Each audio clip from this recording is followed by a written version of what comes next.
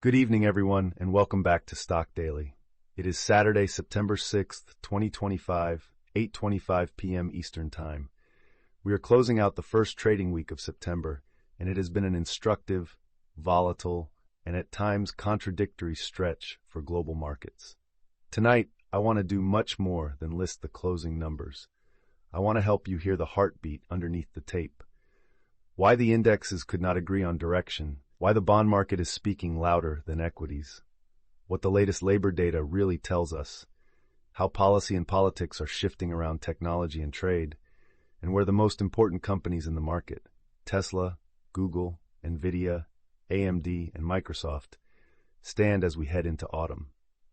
This will be a long-form, narration-ready analysis that preserves every data point you heard during the week, while expanding the context so you can understand not only what moved, but what mattered. Let's begin with Friday's session, because it encapsulated the larger theme of tug-of-war. The four major U.S. indexes staged an early pop before fading into the close. The Nasdaq and the Russell 2000 managed to finish green, while the S&P 500 and the Dow slipped modestly. If you look only at the final prints, the day appears quiet, even sleepy. If you watched the intraday action, it was anything but. The S&P leapt in a brisk morning rally and then relinquished nearly all of those gains as the afternoon wore on. The Dow traced a similar arc. This intraday reversal is more than a pattern on a chart. It is an expression of two competing narratives playing out in investors' heads in real time. On the one hand, the prospect of Federal Reserve rate cuts is like oxygen for multiples. On the other, the reason those cuts are now front and center is that the economy is losing altitude. Hope meets caution. Liquidity meets reality. The tape vibrates as those forces collide.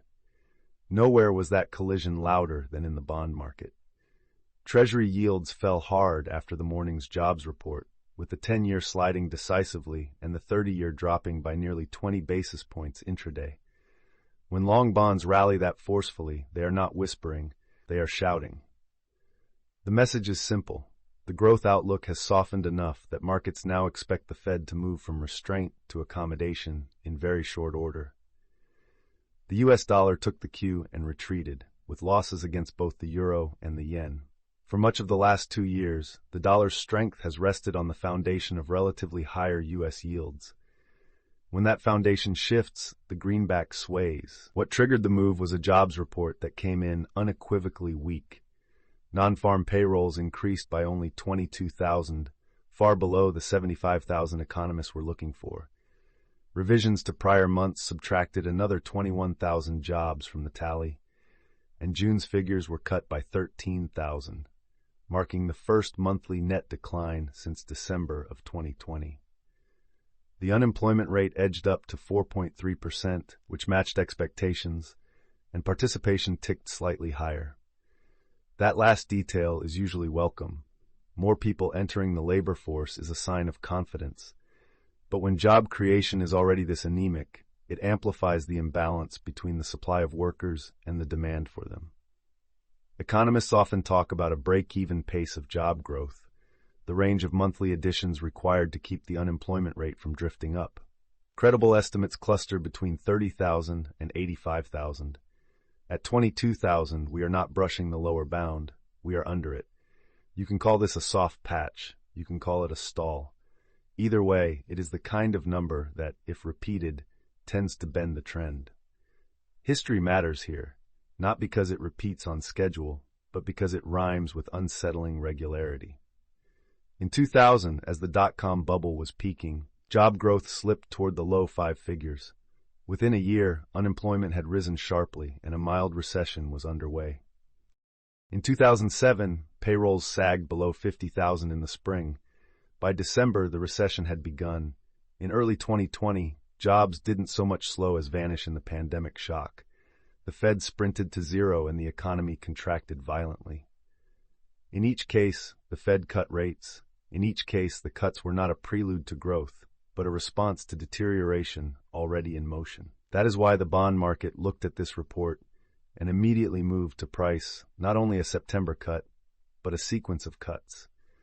Market-implied odds now reflect 2 cuts fully priced and roughly a 70 basis point total for the year. with the probability of a third cut hovering near 80%. Those are not the probabilities of a soft landing being achieved with ease. They are the probabilities of a central bank stepping in, because the labor side of its dual mandate is flashing yellow to red.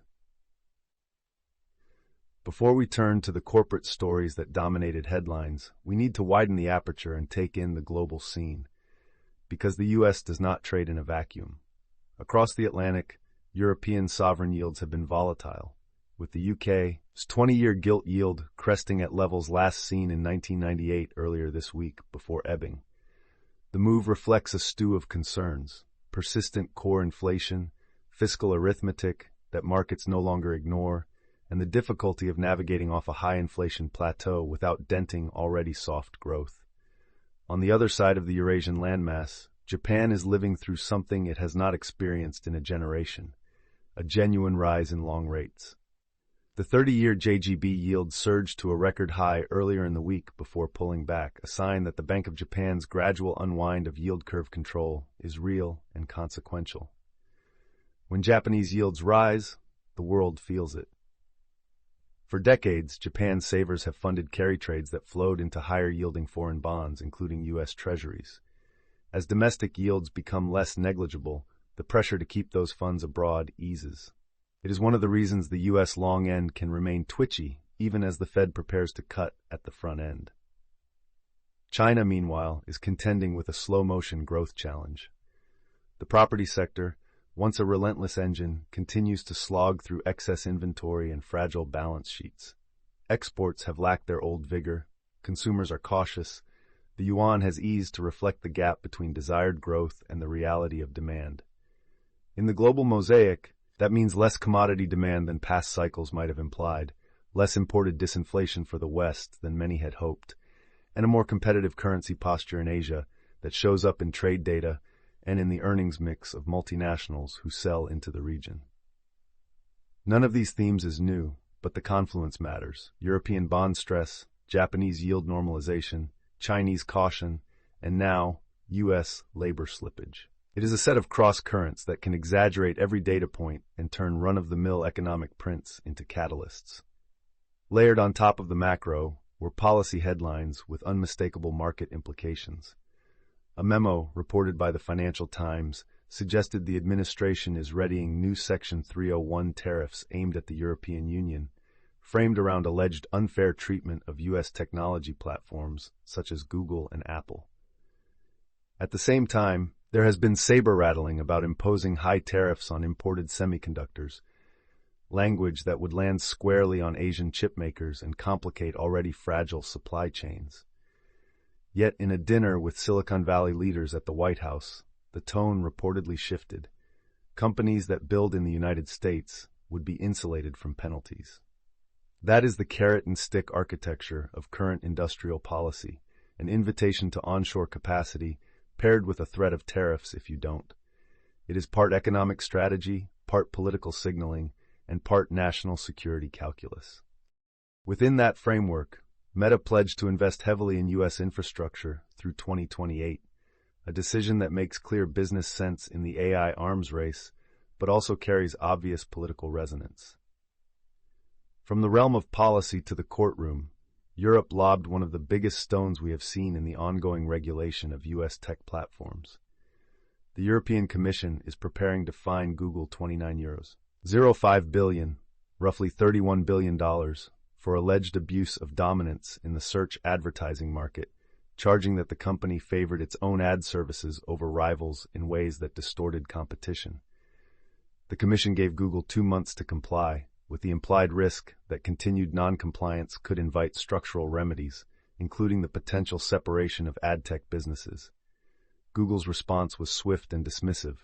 The fine is baseless, and the proposed constraints would hurt the very small businesses Europe claims to protect by reducing their ability to monetize traffic.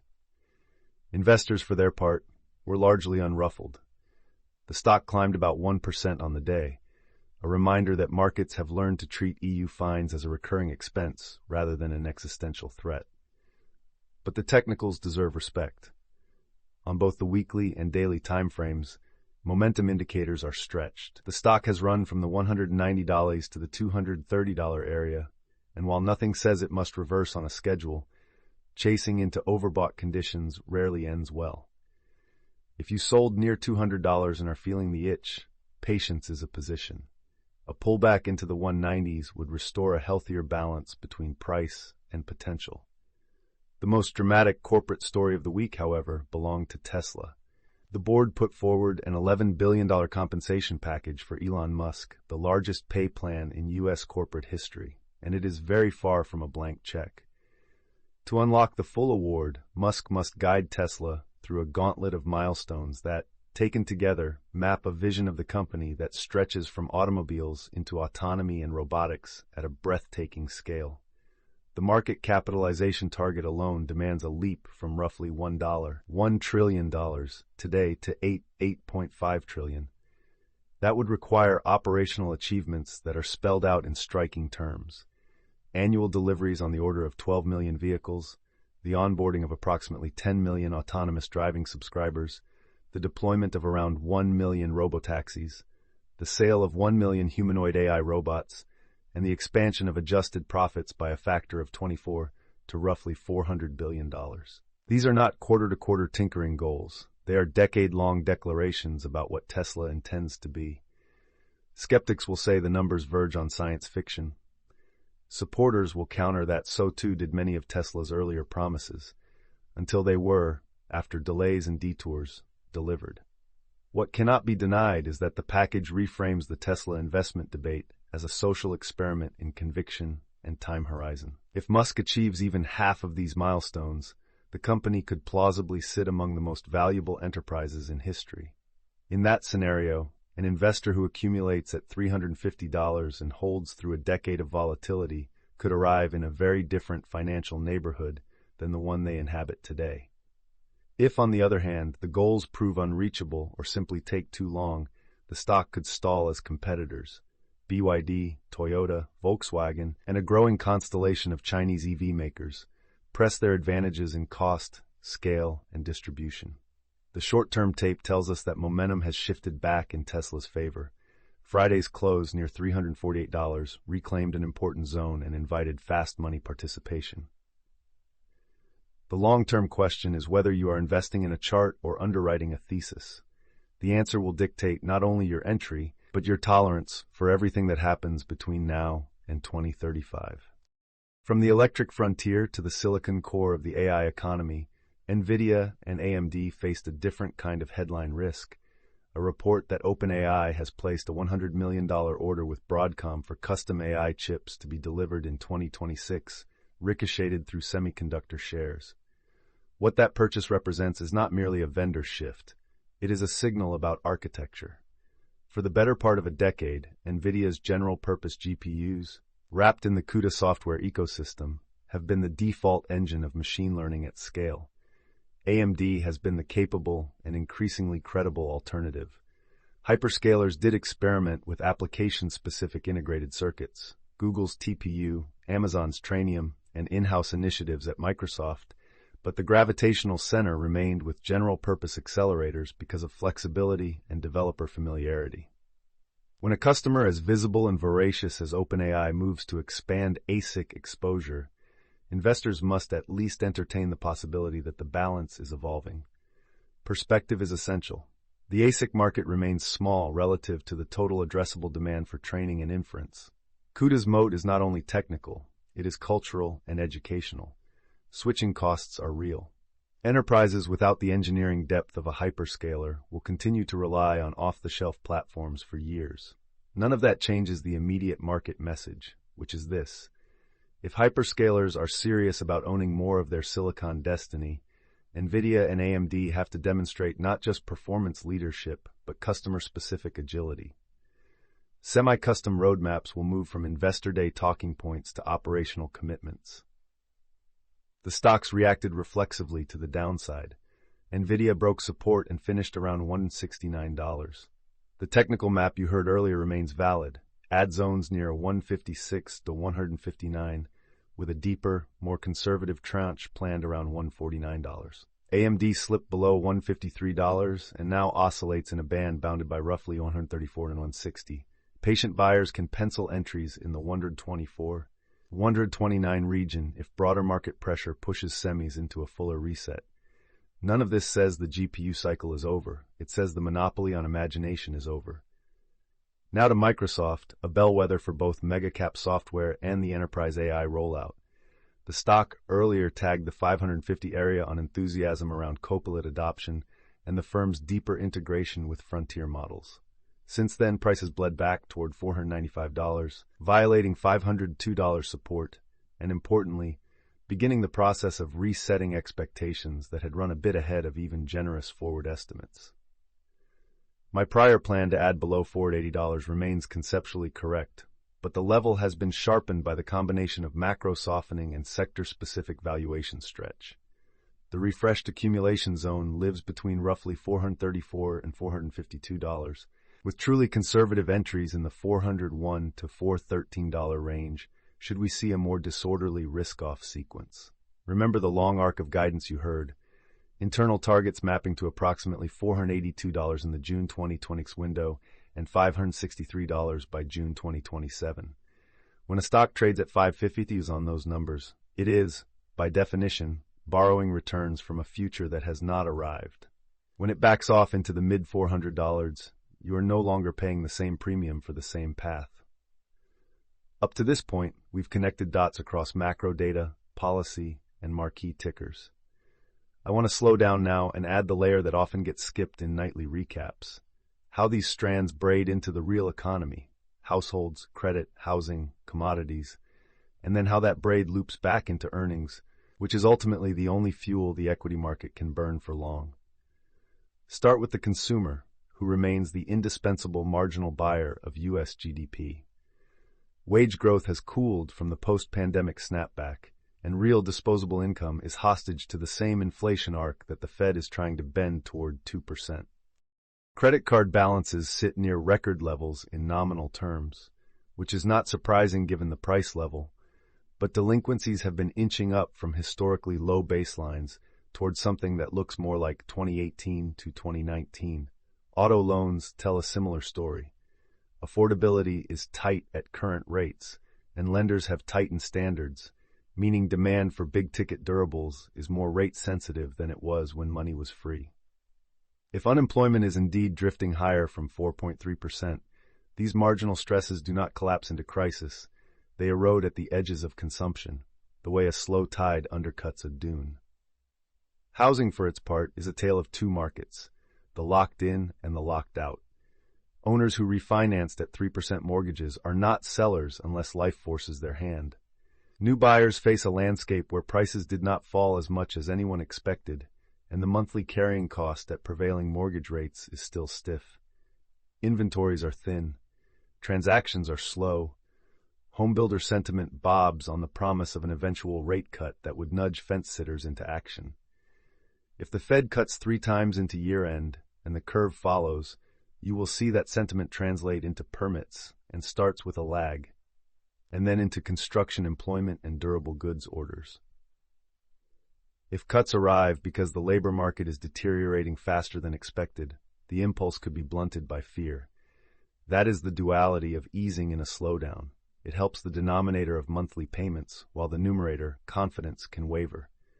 Commodities are the quiet barometer.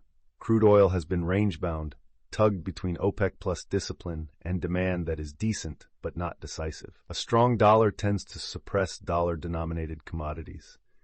A weaker dollar, as we saw today, does the opposite at the margin.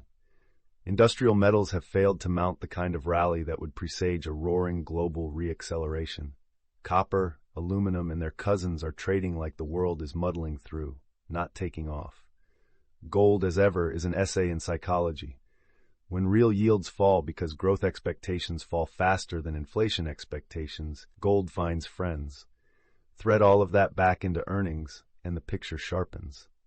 In an environment where top-line growth slows but cost discipline remains high, profit margins become the chessboard. Companies that can pass price without losing volume will preserve margins. Companies with pricing power that was a byproduct of scarcity in 2021-2022 may find that power fading. The megacaps we have discussed live at the top of the margin pyramid, which is why they are treated as defensive even when their narratives are about growth. But the index is not the economy, and the economy is not the index. If earnings breadth narrows, if more of the S&P 500's profit growth is carried by fewer names, then the index can levitate while the median stock does not. That, in turn, raises the bar for owning the median stock, which is why you are seeing the Russell 2000 lag on bad days and only begrudgingly lead on good ones. This is the moment to talk explicitly about strategy, not in the sense of trade ideas, but in the sense of posture. If you are an index investor content with the market's average return over cycles, the answer to most timing questions is simple: do less. Dollar cost average into diversified exposure, rebalance on a schedule, ignore the noise. If, however, you are trying to generate excess return, the path runs through selectivity and patience. Selectivity means acknowledging dispersion. Tesla can rip while Nvidia dips. Google can climb into an EU fine while Microsoft softens on valuation. Those divergences are not bugs. They are features. Patience means buying into areas you have mapped as value zones when the market delivers them to you, not when momentum makes them feel comfortable. It means letting positions come to you and defining in advance what you will do if they do not. Seasonality is a footnote here, but a useful one. September has a reputation in markets for a reason.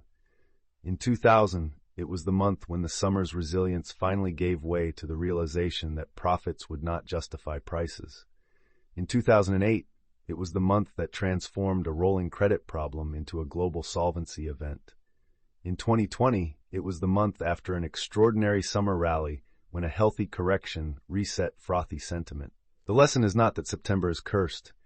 It is that September often acts as a mirror held up to whatever the market has been ignoring. This year, it may be held up to the labor market, or to concentration risk, or to the uneasy marriage of disinflationary hopes and profit margin realities. The point is to respect the mirror, not fear it. Let's circle back to the company-specific paths ahead, this time looking forward rather than recapping the week. For Google, the path runs through regulatory clarity. A fine, even a massive one, can be modeled. A forced structural remedy is a different category. If Europe insists on separating parts of the ad tech stack, the company will adapt. It always has. But investors will need to reset their understanding of how value accrues across search, YouTube, cloud, and the ad network. An overbought stock can fix itself either by falling or by going sideways while earnings grow into price. The latter is the quiet way corrections happen. Do not be surprised if Google spends time digesting the summer's move, even if headlines remain noisy. For Tesla, the next few quarters will test the balance between narrative and numbers.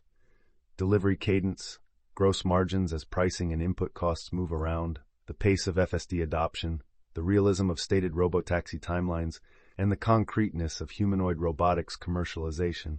All of these are markers on the road to the $8.5 trillion thought experiment embedded in the compensation plan. Bulls do not need perfection, they need credible acceleration.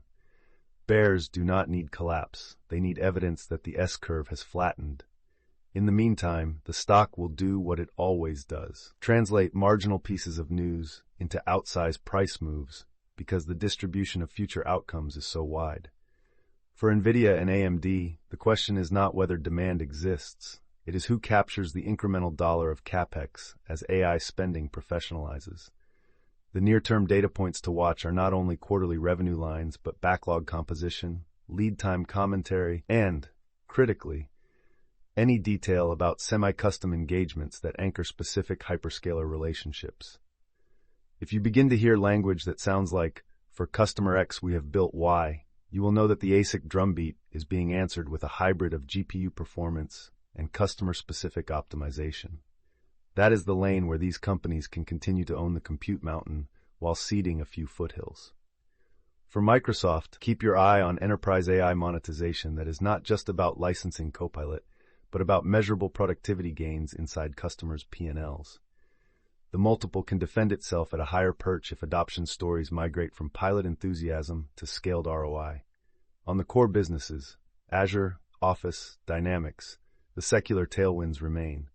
What the stock needs in the medium term is not a new story, but proof that the existing story produces operating leverage even as unit growth normalizes from its torrid early AI pace.